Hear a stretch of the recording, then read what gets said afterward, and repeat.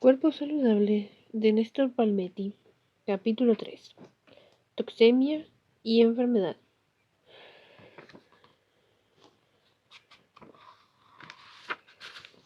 Renovación permanente. Está fuera de discusión el hecho biológico de nuestra constante renovación orgánica. Diariamente estamos produciendo millones de nuevas células que reemplazan a las más viejas. Aunque la gente piense que su cuerpo es una estructura estática que envejece, el organismo está en estado de renovación permanente. A medida que se descartan células viejas, se generan otras nuevas para reemplazarlas. Cada clase de tejido tiene su tiempo de renovación, que depende del trabajo desempeñado por sus células. Las células que recubren el estómago viven solo 5 días. Las células de los glóbulos rojos, después de viajar casi 1500 kilómetros a través del laberinto circulatorio, solo duran alrededor de 120 días antes de ser enviadas al cementerio del vaso. La epidermis, capa superficial de la piel, se recicla cada 2 semanas. El hígado, desintoxicante de todo lo que ingerimos, tiene un tiempo de renovación total calculando entre 300 y 500 días. Otros tejidos tienen un tiempo de vida que se mide en años y no en días, pero están lejos de ser perpetuos. Hasta los huesos se renuevan constantemente. Todo el esqueleto de un adulto se reemplaza celularmente en menos de 10 años. Recientes estudios demuestran que incluso las células cerebrales y cardíacas, consideradas hasta hace poco elementos vitalicios del organismo, se renuevan periódicamente. Jonas Friesen, biólogo celular del Instituto Karolinska de Estocolmo, ha demostrado que la edad promedio de todas las células del organismo de un adulto puede ser tan solo de entre 7 y 10 años. Esto ya lo sabían los intuitivos maestros orientales, pues en los antiguos textos hablaban de un periodo de 7 años para la completa renovación del organismo. Ahora bien, la pregunta del millón es, ¿por qué tenemos órganos defectuosos cuando periódicamente los estamos renovando? ¿Por qué una persona sufre del hígado si sus células hepáticas viven solo 6 semanas y en el arco de un año las habrá renovado por completo? Para encontrar respuestas, debemos por fuerza perder algo de tiempo y comprender cómo funciona esta unidad orgánica que es la célula. En realidad, no es perder tiempo, sino invertirlo en conocimientos básicos que nos harán más sanos y menos dependientes de curaciones externas. En la correcta renovación celular encontraremos la clave para recuperar la salud y la plenitud. El cuerpo sabe mejor que nosotros lo que conviene hacer a cada momento. Solo se trata de no poner palos en la rueda de la infinita magia corporal, pero parece que nos empeñamos en ello. Por otra parte, tomar conciencia de esta realidad nos permitirá abandonar el estado de resignación a la mediocridad. No ejercemos plenamente nuestro natural derecho a la plenitud física y mental. Nos parece que estar al 100% de nuestro potencial es utópico. Por ello nos resignamos y aceptamos andar al 50%. Nos condicionan a pensar que el estado mediocre es normal. Siempre algo hay que tener, ya sea por envejecimiento, genética o virus. Y esto no es verdad. Ese algo no es natural. Y eso solo la expresión del desequilibrio que nosotros mismos generamos por desconocimiento, malos hábitos o condicionamiento mental, obstaculizando la magia de la permanente renovación celular. Célula, la unidad vital. Así como una colmena se compone de miles de abejas, nuestro organismo se compone de billones de células, aproximadamente 50 billones. Todo se reduce a grupos de células, sangre, huesos, órganos. Si pudiésemos disponer todas las células de un cuerpo humano sobre un plano, veríamos que estamos compuestos por unas 200 hectáreas de tejidos celulares, la superficie de 200 manzanas de una ciudad. Todo el organismo no es más que un reflejo directo de la eficiencia funcional de estas microscópicas unidades vitales. Como bien reflexiona Bruce Lipton, Respecto al trabajo celular, cada célula es un organismo inteligente que puede manejar el medio ambiente, crecer, reproducirse y formar comunidades con otras células. En el cuerpo humano estamos tratando con una vasta comunidad de células trabajando todas juntas en armonía. En una placa de cultivo, las células se comportan como entidades individuales, pero las células en un cuerpo se comportan como una comunidad. Los individuos realmente no pueden hacer lo que quieran porque entonces la coherencia del grupo se desmoronará. Cuando las células están juntas en una comunidad, ellas adquieren una inteligencia central que coordina la actividad individual de las células en el grupo. Las células en realidad consienten la orden superior de esa voz central.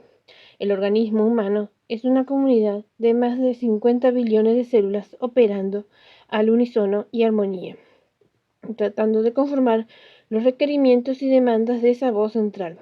Y es la voz central que requiere y aprende las percepciones con las que debemos tratar a través de nuestras vidas. Piénsenlo de esta manera: debajo de su piel hay billones de células viviendo en armonía en un medio muy cerrado. Estas células son muy inteligentes. Siempre hemos considerado todo aquello no humano como no inteligente. Esa es nuestra arrogancia y nos va a costar mucho. Si pudieran mirar adentro del cuerpo y ver esos trillones de células viviendo en una comunidad y operando en conjunto para sustentar esta comunidad, hay reglas y regularizaciones.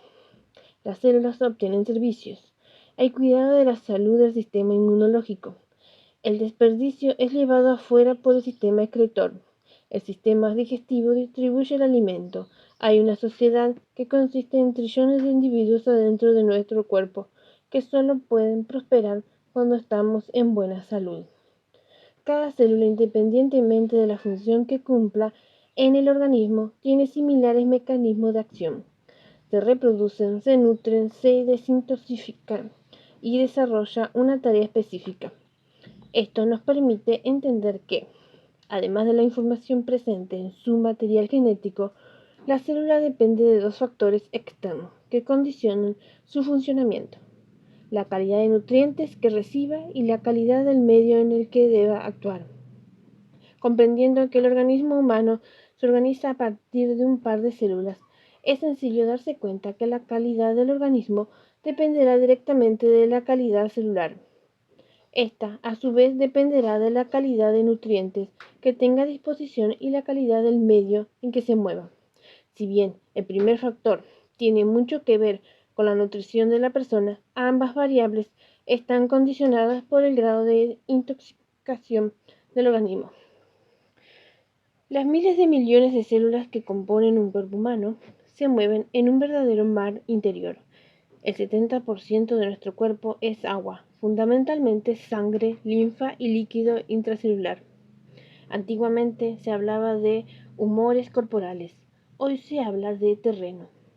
Dado que la mayoría de los tejidos celulares no pueden desplazarse o lo hacen localmente, la calidad de dicho terreno es fundamental para asegurar tanto la correcta nutrición como la eficiente evacuación de los desechos que las células generan. 100.000 kilómetros de capilares sirven para irrigar aquellas 200 hectáreas de tejidos celulares que citamos anteriormente. Pese a disponer de pocos litros de fluido, el cuerpo está preparado para cumplir esta delicada función gracias a tres variables: la velocidad de circulación, la irrigación diferenciada y la calidad de estos fluidos. La sangre fluye a gran velocidad por la red de capilares, tardando solo un minuto en dar una vuelta completa al cuerpo.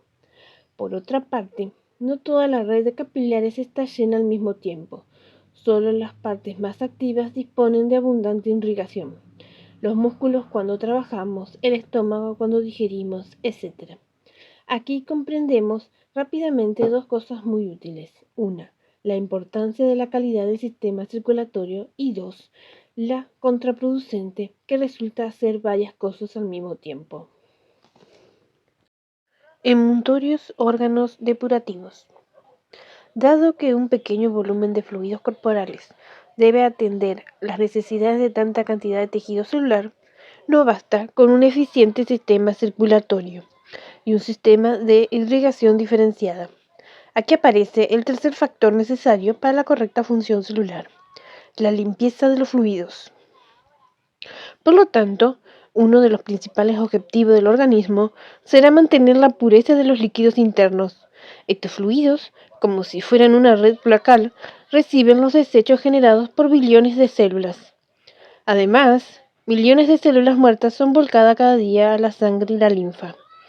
A todo esto se suman la multiplicidad de venenos y sustancias tóxicas que ingresan al cuerpo por medio de las vías respiratorias, digestiva y cutánea.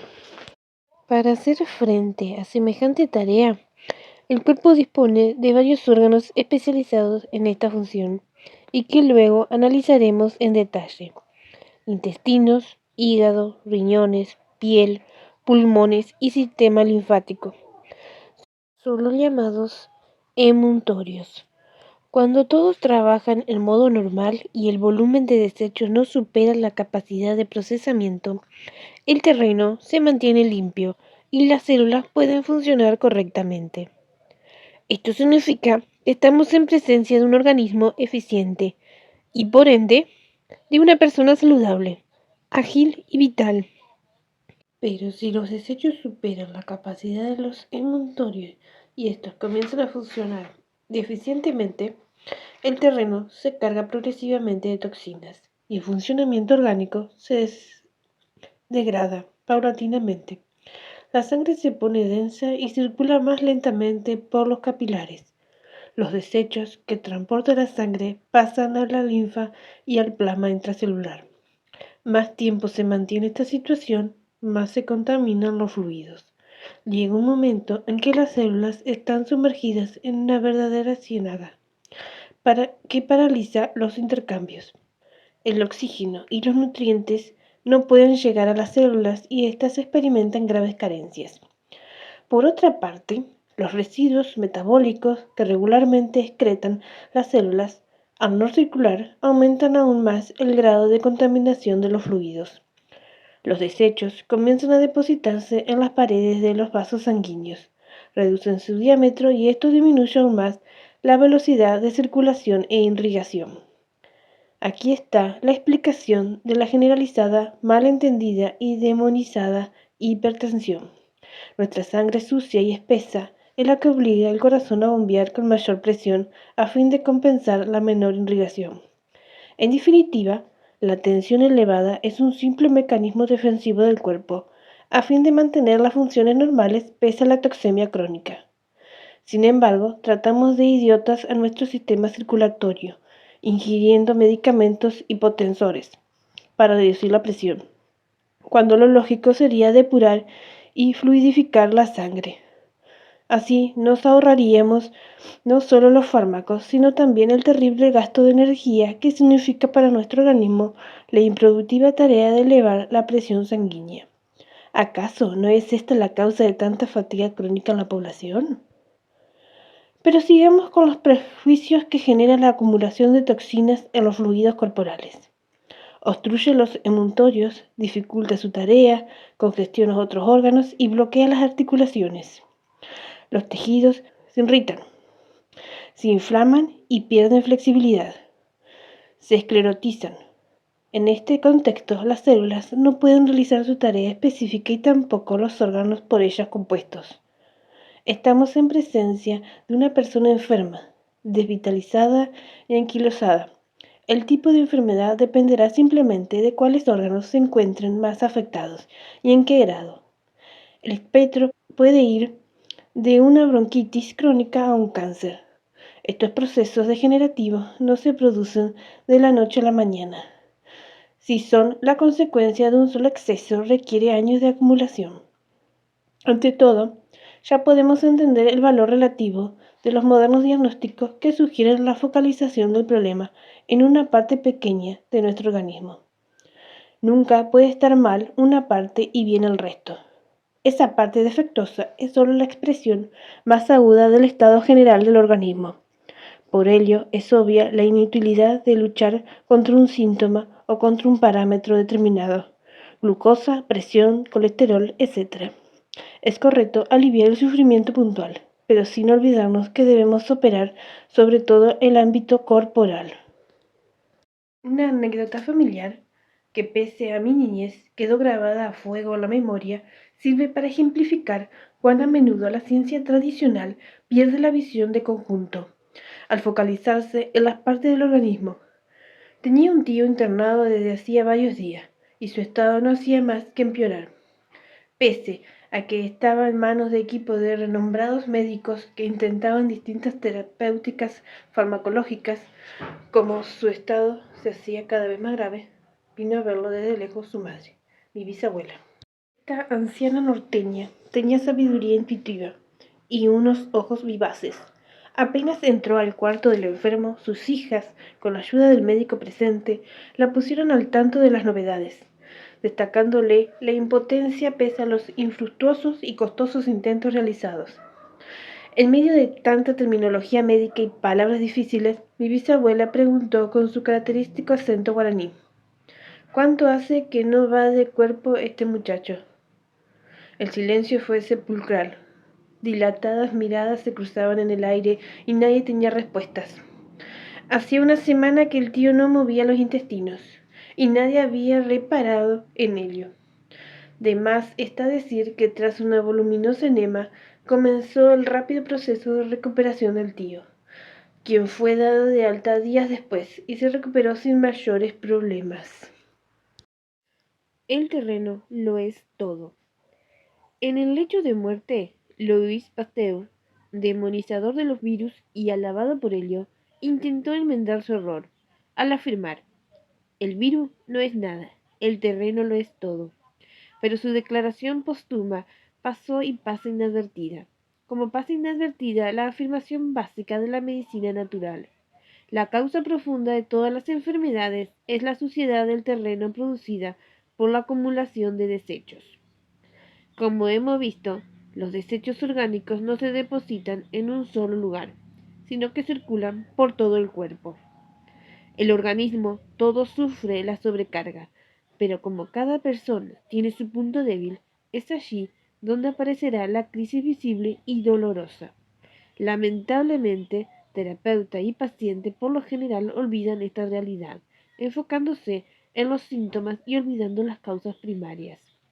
El moderno concepto de diagnóstico sirve solo para rotular el barómetro de una caldera a punto de explotar por exceso de presión. Es inútil ocuparse del barómetro. Por sentido común, debemos disminuir la presión de la caldera. Aliviada la presión, el barómetro por sí mismo dejará de indicar el estado de emergencia. Llevemos la analogía a nuestro automóvil, mecanismo sencillo de comprender y al cual generalmente le brindamos mejores atenciones que a nuestro organismo, tal vez porque aquel nos costó esfuerzo y este fue un regalo de la existencia. Imaginemos que viajamos en ruta, se nos enciende la luz roja de presión de aceite. ¿Qué hacemos? El sentido común aconsejaría detenernos de inmediato e investigar la causa que originó el inconveniente: falta de lubricante, problema de la bomba de aceite, rotura del cárter, etc. Resuelta la dificultad, arrancaremos el motor y veremos que la luz roja se apaga sola. En cambio, ¿qué hacemos cuando algo similar sucede en nuestro organismo? Por lo general, desenchufamos el bulbo de la luz roja. O sea, buscamos una pastillita mágica que apague el indicador de alarma, algo que baje la presión, el colesterol, la glucosa, las hormonas tiroideas, la inflamación o cualquier otro parámetro fuera de norma, sin preocuparnos de revisar la causa que activó la alarma. Si obramos así en el automóvil, ¿qué sucederá? Inicialmente seguiremos como si nada, confiados por no ver más la luz roja, pero unos kilómetros después sobrevendrá el desastre, el motor claudicará. Esto es inexorable en la mecánica vehicular y también lo es en la lógica del funcionamiento corporal. Es más, el moderno sistema de monitoreo médico ha generado una obsesión por los parámetros fuera de norma. Profesionales y pacientes viven pendientes del valor de glucosa, presión, colesterol, hormona, tiroidea, triglicéridos o densidad ósea. A través de fármacos se obtiene la ilusoria satisfacción de poner en caja los guarismos desequilibrados. Sería como si en el ejemplo del automóvil moviésemos con la mano la aguja del manómetro de presión de aceite hasta llevarla a la zona de seguridad. ¿De qué nos sirve si el desequilibrio profundo se mantiene? Todo esto es sencillo de corroborar en la práctica. ¿Cómo es posible que un simple drenaje de toxinas pueda provocar la remisión de distintos síntomas en una persona, por diferente que estos sean? La concepción de la enfermedad como consecuencia de la sobrecarga tóxica supone la concepción microbiana, donde todo parece ser resultado de la acción de virus y bacterias. Y es lícito preguntarse, si los microbios son tan letales, ¿cómo es que ciertas personas sucumben ante ellos y otras tienen reacción nula? Los microbios no son más que huéspedes de un terreno sobrecargado, que permite su expresión o desarrollo. Podrá argumentarse que todo depende de la fortaleza del sistema inmunológico de cada uno, pero como veremos luego, la eficacia de nuestro sistema defensivo, como toda parte integrante del cuerpo, es consecuencia directa del estado de limpieza de nuestros fluidos internos, o sea, el terreno lo es todo. Toxinas internas. Nuestro organismo depende totalmente de aportes externos para construirse, renovarse y funcionar. O sea, que está perfectamente preparado para procesar sustancias que vienen del exterior, convirtiéndolas en elementos útiles para el funcionamiento corporal. Hasta los nutrientes más nobles y puros requieren de procesos degradatorios y asimilatorios que implican producción de desechos metabólicos. Asimismo, la continua regeneración celular de órganos y tejidos provoca cantidad de células muertas que deben ser eliminadas de inmediato. Para hacer frente a esta vasta tarea, el cuerpo se ha dotado de un grupo de órganos especializados para tal fin, los emuntorios. Pero si las toxinas son naturales y estamos dotados de una buena estructura de órganos de eliminación, ¿por qué nos intoxicamos? O lo que es igual, ¿por qué enfermamos? La respuesta es muy sencilla, porque sobrepasamos la natural capacidad de eliminación. O sea, generamos más desechos de los que podemos evacuar. Visualizando el origen de las toxinas que procesamos, podremos tener una mejor idea de cómo limitar su generación y colaborar con el exigido funcionamiento corporal. Debemos tener en cuenta que la realidad moderna es muy diferente que la de nuestros antepasados. Ellos debían lidiar solo con algún fruto tóxico, alérgenos naturales, microbios y desechos normales de los procesos metabólicos internos. En cambio, nosotros estamos sumamente afectados por la degradación del medio ambiente y sobre todo por la alimentación industrializada, pero vayamos por partes.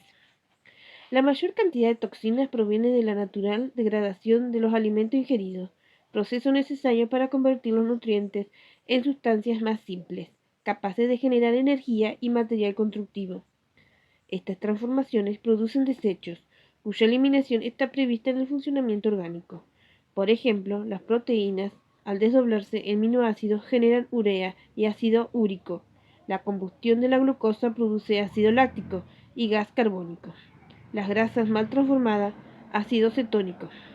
Estas toxinas del metabolismo interno son perfectamente toleradas por el organismo, siempre y cuando no superen cierto límite. Este límite está dado por nuestra capacidad de digerir, combustionar y eliminar. Al superar este umbral, los desechos, aunque naturales, se convierten en una amenaza para el cuerpo, entorpeciendo su normal funcionamiento.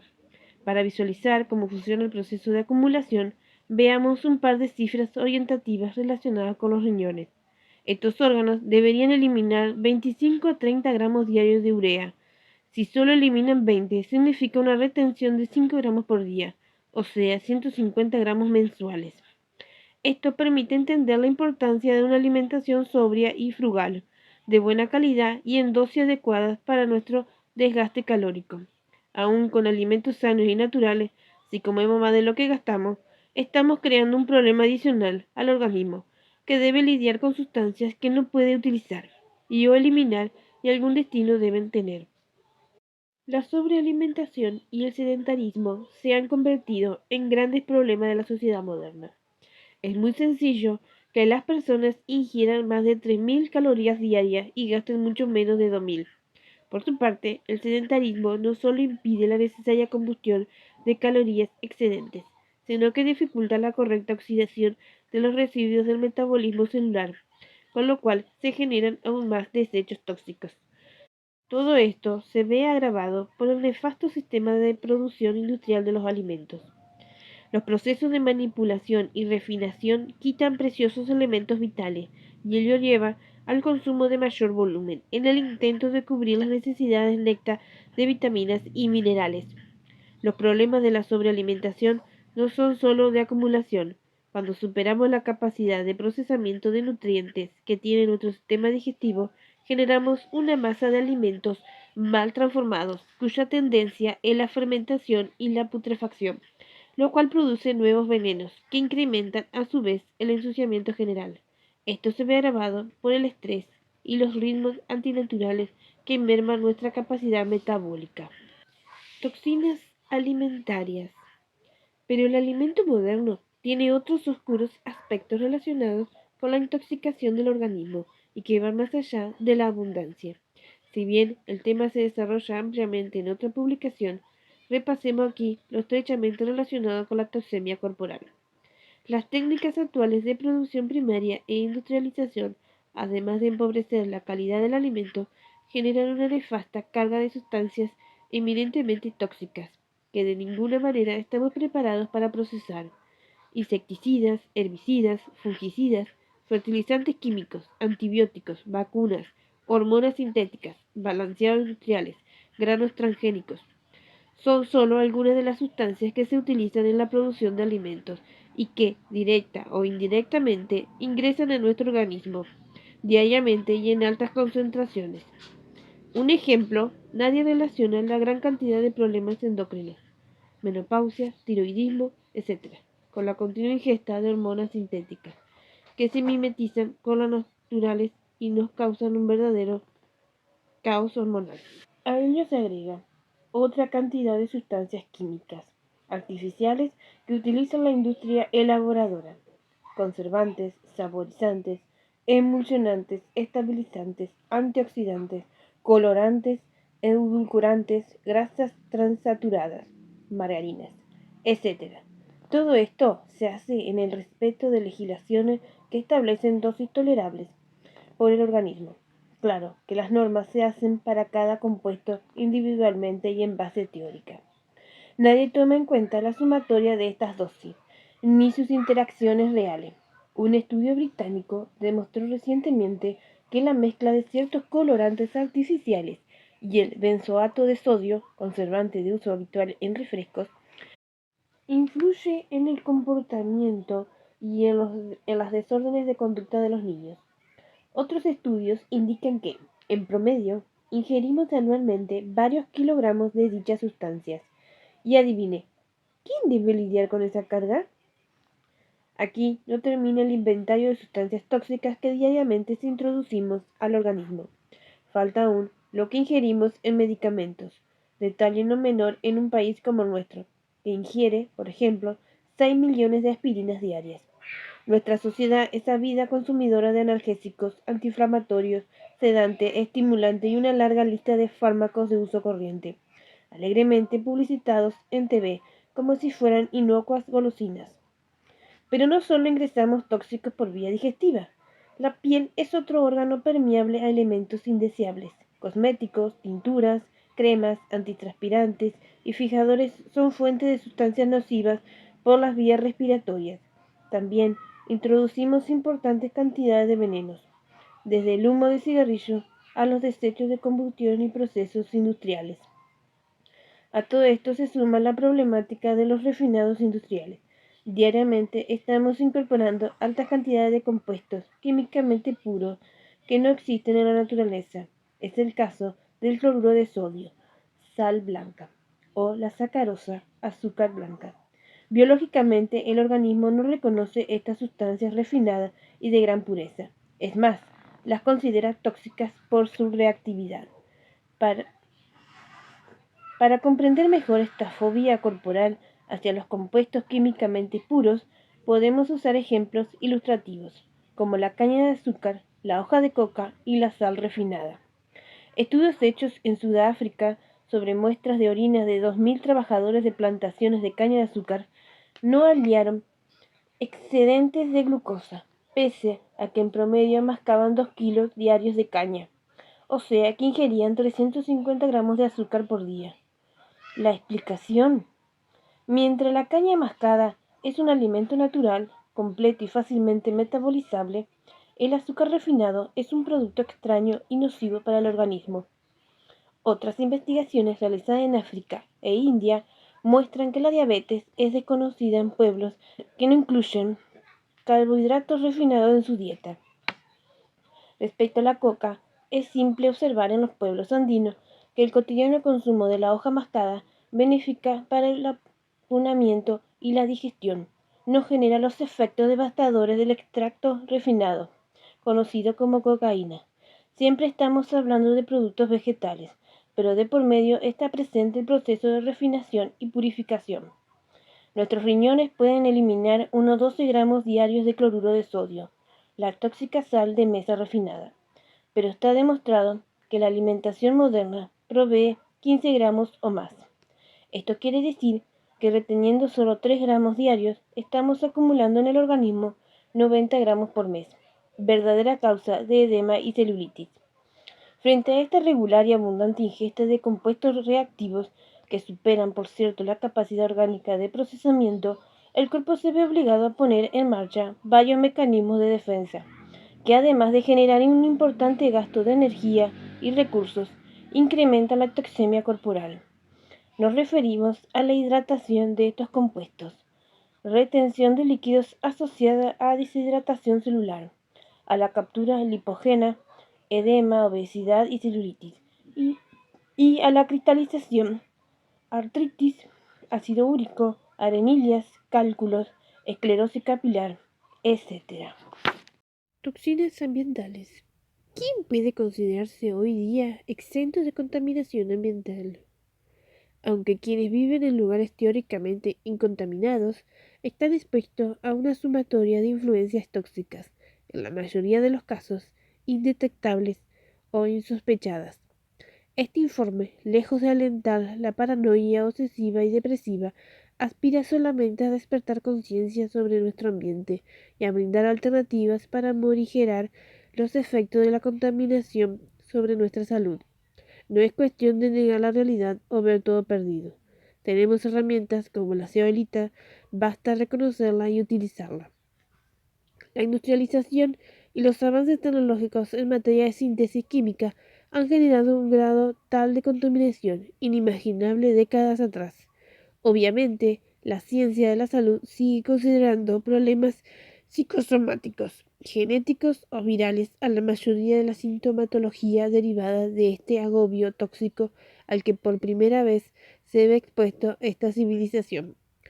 Mucha gente, científicos incluidos, nos tranquilizan con argumentos que conforman un folclore discursivo insostenible. Para eso está nuestro depurador orgánico, el hígado.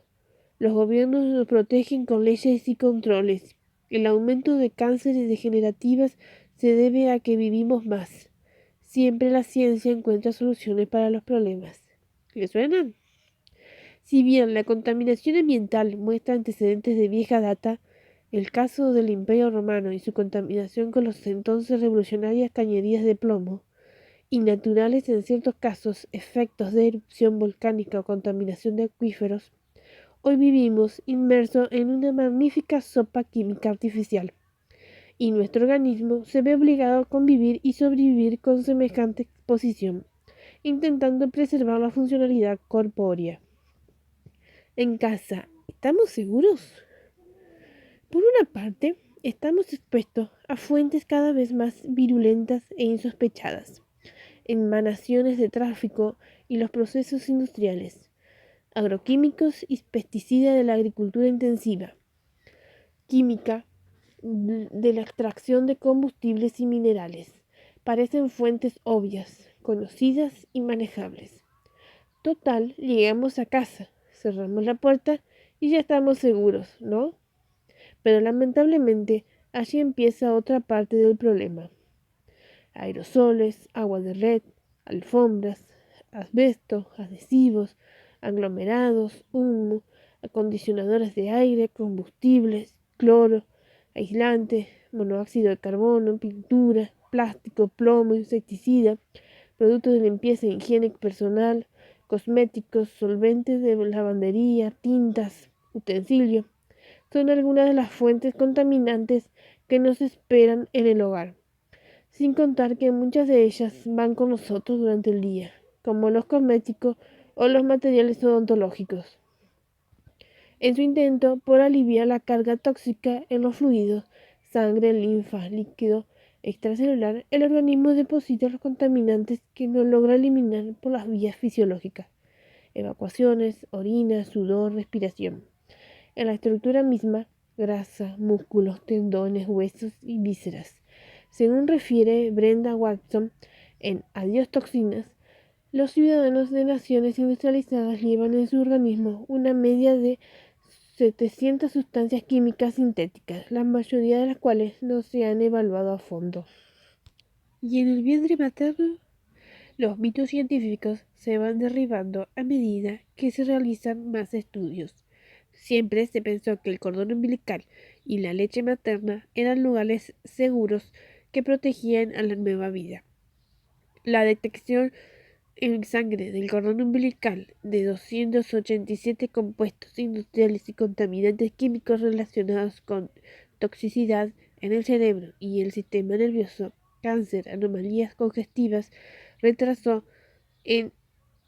anomalías congénitas, retraso en el desarrollo y deficiencias inmunológicas. Fue solo un primer paso. Luego se analizó el útero materno y también se hallaron pesticidas, insecticidas y metales pesados. Entre 242 y 319 de los 430 compuestos tóxicos buscados. Con lo cual es obvio que la acumulación orgánica comienza antes del nacimiento y se prolonga durante toda la vida. Algo que debería servir de reflexión a las futuras madres a fin de realizar un necesario proceso depurativo previo a la concepción de una nueva vida. Contaminantes y origen. Un ejemplo de la convivencia cotidiana con las sustancias tóxicas es el mercurio, metal pesado que se almacena en el músculo cardíaco en concentración a 22.000 veces más elevada que en la musculatura esquelética.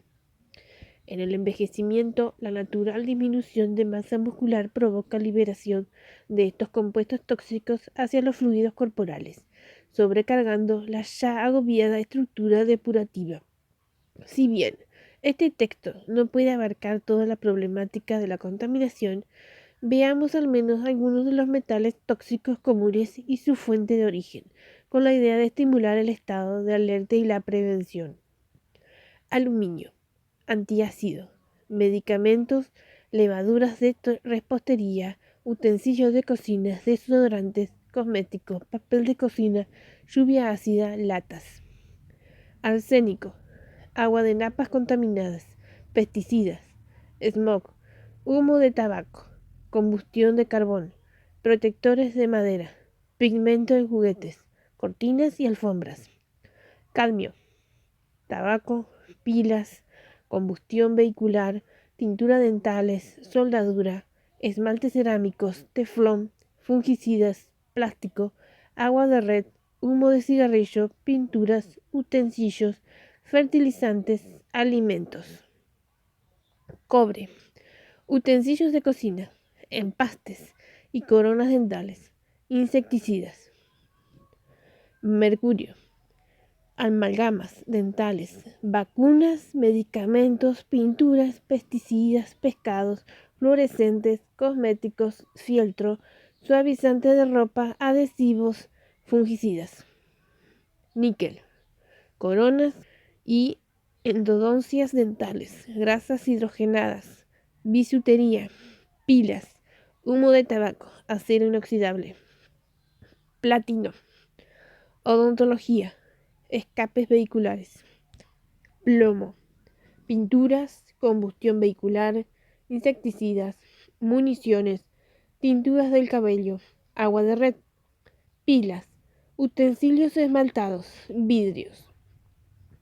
A los metales tóxicos debemos sumar el efecto de los contaminantes químicos. Un ejemplo es el popular glifosato, herbicida asociado al cultivo de la soja y cuyos efectos nocivos sobre la salud. La Unión Europea lo clasifica como peligroso para el medio ambiente y tóxico para los organismos acuáticos. Son muy conocidos. El glifosato no solo contamina las napas de los acuíferos. Solo Argentina arroja anualmente 180 millones de litros al acuífero guaraní, sino que aparece en el poroto de soja y sus derivados alimentarios, aceite, jugos, milanesas.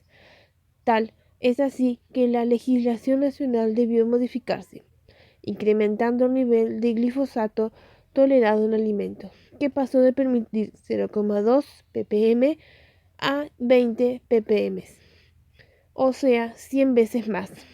Se sabe que el glifosato actúa inhibiendo la enzima responsable de la formación de los aminoácidos tirosina, precursor de las hormonas tiroideas, fenilalina y triptófano, claves en la depresión, el insomnio y el cociente intelectual. Contaminantes y efectos. El colapso tóxico que genera la continua y elevada afluencia de metales pesados y químicos contaminantes se manifiesta en una abultada sintomatología que abarca todos los aspectos de nuestra función corporal. Si bien existen modernas técnicas de diagnóstico preciso, como el mineralograma a través de la espectrometría de muestras de cabello, tiene poco sentido perder tiempo y dinero en análisis que en nada contribuyen a la solución del problema. Si advertimos síntomas como acné, alergias, ansiedad, artritis, asma, mal humor, colesterol desordenado, tumores, colon irritable, depresión, desorden hormonal, diabetes, malfunción intestinal y renal, falta de concentración, migrañas, alergias musculares y articulares, problemas cardiovasculares, fatiga crónica, inflamaciones, fibromialgia, caries, hiperactividad, sordera, hipertensión, tiroidismo, impotencia sexual, problemas reproductivos, aftas bucales, micosis, náuseas, olor corporal, problemas dermatológicos, debilidad inmunológica, úlceras, gastritis, picores, insomnio, temblores, infecciones urinarias, aturdimiento, sobrepeso, meteorismo, irregularidad menstrual, pesadillas, digestión lenta, osteoporosis, piel seca, problemas nerviosos. Es momento de ocuparse de la depuración profunda. Más contaminación, menos depuración. Frente a la creciente exposición tóxica, estamos viviendo un proceso también ascendente en cuanto a la disminución de nuestra natural capacidad orgánica para procesar toxemia. La cándida es un constituyente orgánico que sirve de ejemplo para ilustrar nuestro moderno desorden. Parte fisiológica de nuestra flora intestinal, la cándida albicans, es una levadura que está presente en nuestro cuerpo poco después de nacer y vive en armonía con nosotros. Se encuentra en la piel y en los aparatos digestivos y genito-urinario. Su función es absorber cierta cantidad de metales pesados para que no entren en la sangre. Nos ayuda a degradar carbohidratos mal digeridos y junto con las bacterias mantiene nuestro equilibrio intestinal y de pH. La flora intestinal y el sistema inmunitario mantienen a estas levaduras bajo control. Cuando la cándida deja de estar bajo control, puede cambiar su anatomía y fisiología. Esto quiere decir que puede dejar de ser una levadura y convertirse en un hongo, micelio micótico. Las cándidas son organismos dimórficos y pueden existir en estas dos formas. En su estado de levadura no es invasiva, mientras que en estado fúngico produce rizoides, raíces muy largas, que perforan la mucosa intestinal. Esto causa una excesiva permeabilidad de la mucosa, permitiendo el paso a la sangre de sustancias toxinas, contaminantes, alimentos mal digeridos, que pueden actuar como antígenos, alterando severamente el sistema inmunitario. Se sabe que las cándidas, en su estado micótico, candidiasis, pueden producir 79 productos tóxicos. Entre ellos, el más abundante es el acetaldehído. Este contaminante químico, también conocido como etanal o etanol oxidado, ha sido más estudiado e incluso prohibido en ciertos usos industriales, pinturas, pegamentos, lacas, por su toxicidad en humanos. Sin embargo, se lo encuentra como conservante cosméticos y también es parte natural de metabolismos orgánicos de los alcoholes, considerándose lo principal responsable de los síntomas de la resaca por la ingesta alcohólica. Ya vimos algunos de los efectos negativos de esta sustancia química, el acetaldehído, que genera la propia candidiasis en nuestro interior. Nutrición y contaminación. Por un lado, esto tiene que ver con el empobrecimiento nutricional, menor consumo de fibra a causa de los procesos de refinación industrial, menor carga enzimática y vitamínica a causa del elevado consumo de alimentos cocidos y conservados, carencia de oligoelementos claves de la química depurativa a causa del empobrecimiento de los suelos agrícolas, disminución del consumo de sustancias quelantes, pesticidas, alginatos, a causa de la modificación de hábitos alimentarios en favor de comida artificializada. Por otra parte, hemos disminuido el trabajo depurativo, dejando de lado antiguas y eficientes prácticas de conservación, como lavajes intestinales, purificación hepática, limpieza renal, purificación sanguínea, desparasitado, ayunos, etc. De allí la importancia de los alimentos crudos y escasamente procesados, frutas, hortalizas y semillas. Aportan mayor contenido de enzimas, vitaminas naturales, oligoelementos y fibra saludable. Muchas sustancias presentes en alimentos naturales ayudan a sobrellevar y morigerar el efecto de los contaminantes químicos. Muchas sustancias presentes en alimentos naturales ayudan a sobrellevar y morigerar el efecto de los contaminantes químicos. El ácido algínico, algas, el ácido dipicolónico, miso, la petina, cáscara de frutas, el ácido láctico, chucrut, kefir de agua, kombucha, kimchi, el ácido acético, vinagre, aminoácidos quelantes de metales, cisteína, arginina, ornitina, Dalí, que se considera al ajo y la cebolla como útiles para combatir contaminación de plomo, mercurio y cadmio, o a las algas marinas como eficientes depuradores orgánicos.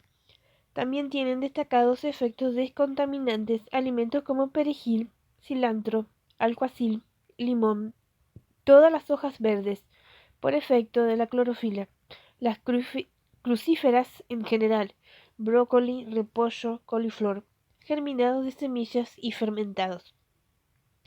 Sin duda que mejorar nuestro esquema nutricional adoptando más alimentos vitalizantes y fisiológicos, predominio de frutas, hortalizas y semillas activadas, y retomar el hábito de prácticas depurativas nos ayudará a mitigar los efectos de la contaminación ambiental, como nos ayudará también el uso de un mineral volcánico tan útil como confiable, del cual nos ocuparemos en el capítulo final, al ver el proceso depurativo, la zeolita.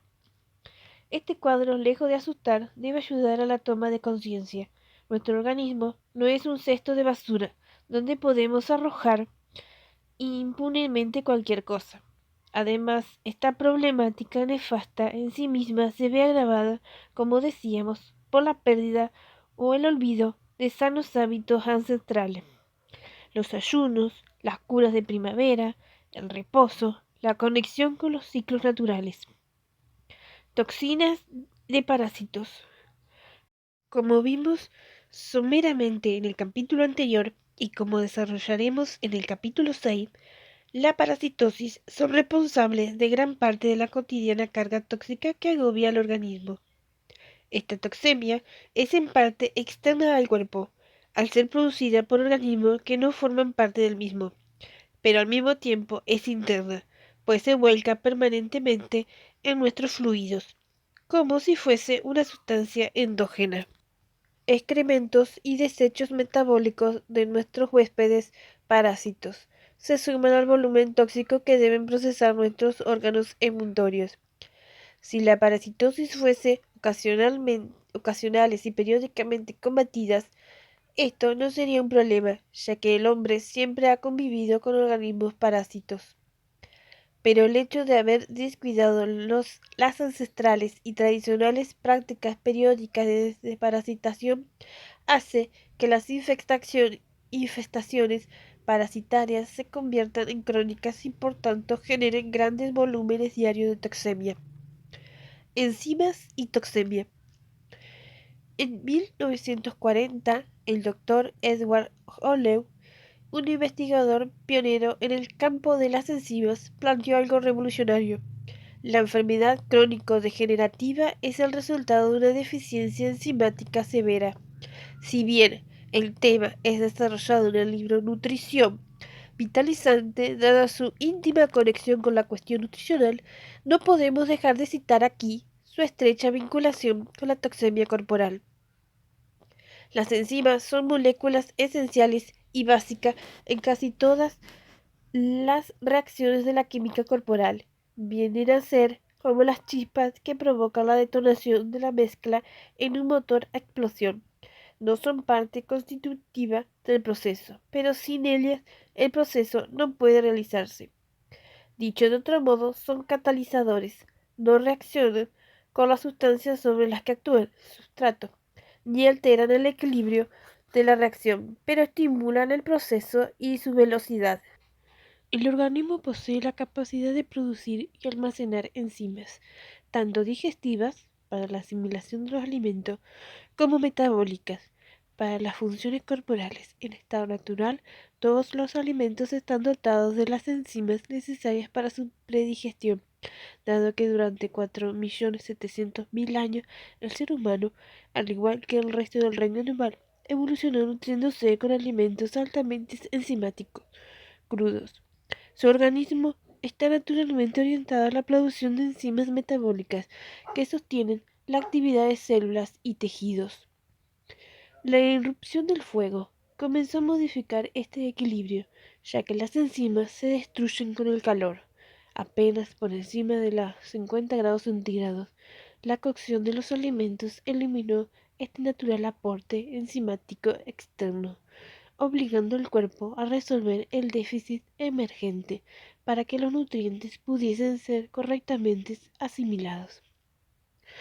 Como enunciará el doctor Edward Hollow, la carencia enzimática del alimento cocinado obliga al organismo a distraer enzimas metabólicas para completar el proceso digestivo. A largo andar, esta demanda produce agotamiento y anula funciones fisiológicas como la inmunología y la depuración. Dado que las enzimas son imprescindibles para todos los procesos y funciones celulares, su carencia repercute en las más variables esferas fisiológicas. Procesos como la coagulación sanguínea o la síntesis hormonal dependen de la adecuada presencia enzimática. Hoy se sabe que la correcta función enzimática puede incrementar la síntesis de colesterol bueno a fin de evitar problemas cardiovasculares. Incluso las tareas de desintoxicación se resienten. Hay enzimas capaces de licuar el pus para permitir su drenaje y de ablandar la mucosidad que congestiona los bronquios y genera síntomas asmáticos. También hay enzimas proteolíticas que cumplen un importante rol antiinflamatorio, incrementando el flujo sanguíneo en la zona afectada, mejorando la nutrición y la oxigenación, impidiendo la formación de coágulos y reduciendo el dolor y la hinchazón. En un estudio llevado adelante por el Dr. Henner sobre 115 personas con 28 diferentes procesos infecciosos en estado agudo mostraron un incremento del 73% en los niveles de enzimas excretadas en la orina. Durante los procesos agudos, estados febriles y exigencias musculares, el cuerpo utiliza mayor cantidad de enzimas, las cuales son más activas que a temperatura corporal normal. O sea, que a mayor reserva enzimática, mayor eficiencia inmunológica y vitalidad defensiva. Enzimas limpiadoras. A modo de ejemplo, digamos que hay aproximadamente un centenar de diferentes tipos de enzimas circulando en la sangre para limpiar desechos y evitar la formación de placa. Cuando el cuerpo tiene carencia de dichas enzimas, se genera la formación de placa arterial. Es obvio que a mayor presencia de placa, el corazón debe incrementar la presión de empuje, hipertensión, y por tanto el volumen del músculo cardíaco, hipertrofia ventricular. ¿Cómo es que se presenta una falta de estas enzimas en sangre? Si se ingiere comida cocida, de algún lugar del organismo debe obtener enzimas para digerirla. Es aquí cuando las enzimas metabólicas se transfieren de su función normal, especialmente el sistema inmune, para ocupar el rol digestivo, dejando el cuerpo carente y expuesto a una futura enfermedad. Owell afirmaba que la longevidad es proporcional a la disponibilidad de enzimas metabólicas, comparando a las reservas enzimáticas con una cuenta bancaria. Al comer alimentos crudos se incrementa el saldo y al ingerir cocidos se reduce. El envejecimiento prematuro sería una especie de bancarrota enzimática. Un estudio de Michelle Russell, Hospital de Chicago, Estados Unidos, mostró evidencia del empobrecimiento enzimático en la vejez. Midieron la concentración de enzimas salivares en dos grupos de personas, adultos entre 21 y 31 años y ancianos entre 70 y 100 años. En el grupo de ancianos observaron 30 veces menos concentración de enzimas. El doctor Owell descubrió que durante el ayuno se presenta un incremento de las enzimas disponibles en el organismo, debido a la ausencia de demanda alimentaria, especialmente alimento cocinado. En ausencia de exigencia digestiva, el organismo dispone de más enzimas para la reparación y la curación del cuerpo. Esto confirma la validez del ayuno frutal, pues además de aliviar la tarea digestiva con el alimento más fácil de metabolizar, el cuerpo recibe aporte de enzimas externas.